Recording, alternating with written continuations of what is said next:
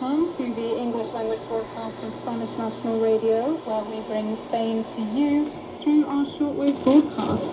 Amy Egan speaking, alongside my colleague Marilyn Quintana.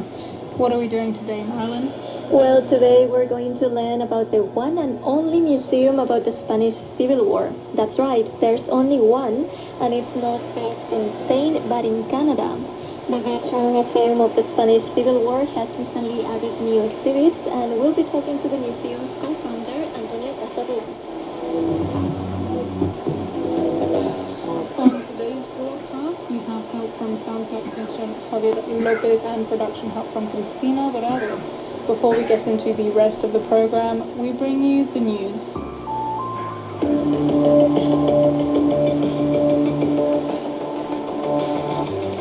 Spain will be recognizing Palestine as a sovereign state, as stated by the Prime Minister on his Middle Eastern tour, a statement reiterated by Spain's Foreign Minister. Es el paso necesario para que se abra un proceso político que ponga fin definitivamente a este conflicto, a la no autorización real del reconocimiento del Estado palestino.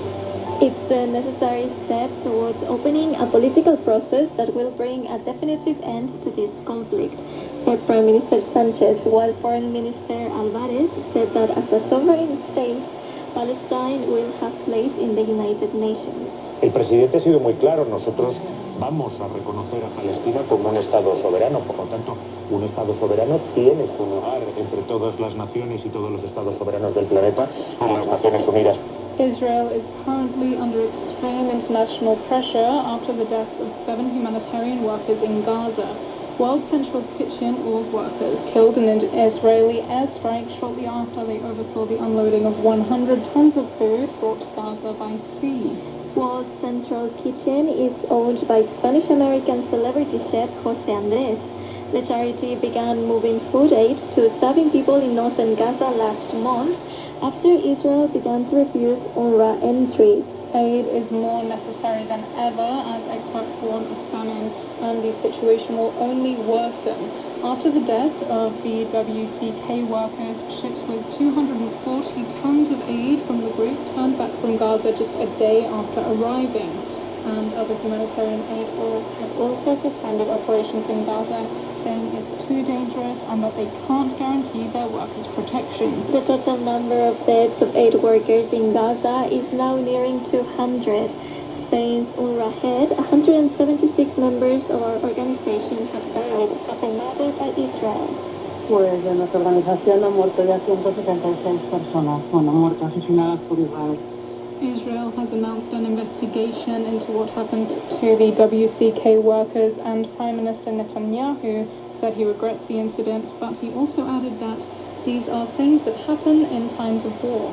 Israel's greatest ally, the United States, remains cautious in the face of this situation. Journalists asked the White House National Security spokesman if these attacks constitute a violation of international humanitarian law. Your question presumes, it's not a reality, that it was a deliberate strike, that they knew exactly what they were hitting, that they were hitting aid workers and did it on purpose, and there's no evidence of that. But those 3 World Central Kitchen vehicles were perfectly identified, and Tel Aviv had been informed of the route they would follow and the personnel traveling in them. In a statement, American President Joe Biden said he will continue to pressure Israel to allow humanitarian aid into Gaza, pressure that so far has not yielded results. Almost 33,000 civilians have died in Gaza since October the 7th. On the same day the WCK workers were killed, Israel bombed a building that was part of the Iranian embassy complex in Damascus, killing 8 people. Iran has accused the United States of being responsible for the attack on the Iranian consulate in the Syrian capital. The United States is responsible for all crimes committed by the Israeli regime. The savage and genocide act in Gaza could not be happened without explicit consent and comprehensive political, financial, and military support as well as partnership from the United States. But Washington claims the U.S. had no involvement and asks that the situation not escalate.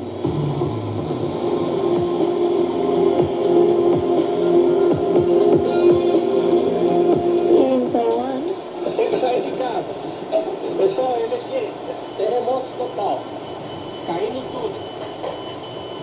country was hit by the biggest earthquake in 25 years. The earthquake, with a magnitude of 7.2, has caused the death of at least 9 people. 1,000 have been injured and many are missing. The quake struck at around 8 a.m. local time, and the epicenter was located near the city of Hualien. Aftershocks were felt throughout the day, with seismic activity in Hualien reaching over 100 earthquakes in the last hours. As of Wednesday afternoon, emergency services continue the rescue operations, trying to evacuate the people trapped in tunnels and buildings. Back in Spain, former president of the Royal Spanish Football Federation, Luis Rubiales, was arrested on Wednesday morning, minutes after arriving in Spain from the Dominican Republic. Mr. Rubiales was detained by the civil guard in the Madrileñ Barajas airport and taken to the police station for interrogation. While Rubiales was abroad, a Spanish judge ordered searches of offices and properties linked to a probe into alleged corruption, improper management and money laundering during his tenure as president of the Football Federation. Mr. Rubiales has denied all accusations. Estoy hoy aquí para decir que es mentira que yo haya pegado una mordida con pesos aquí. And Mr. Rubiales is also under investigation for the non-consensual kiss he gave player Jenny Hermoso during the celebration of their World Cup win last summer. Prosecutors are asking for a 2-year jail sentence and 50,000 euros compensation to the player for crimes of sexual assault and coercion. It's been 20 years since the 11th of March terrorist attack in Madrid, which caused the death of 192 people and left more than 2,000 injured. 3 weeks after the attacks, on the 3rd of April, 7 terrorists involved in the attacks self-immolated.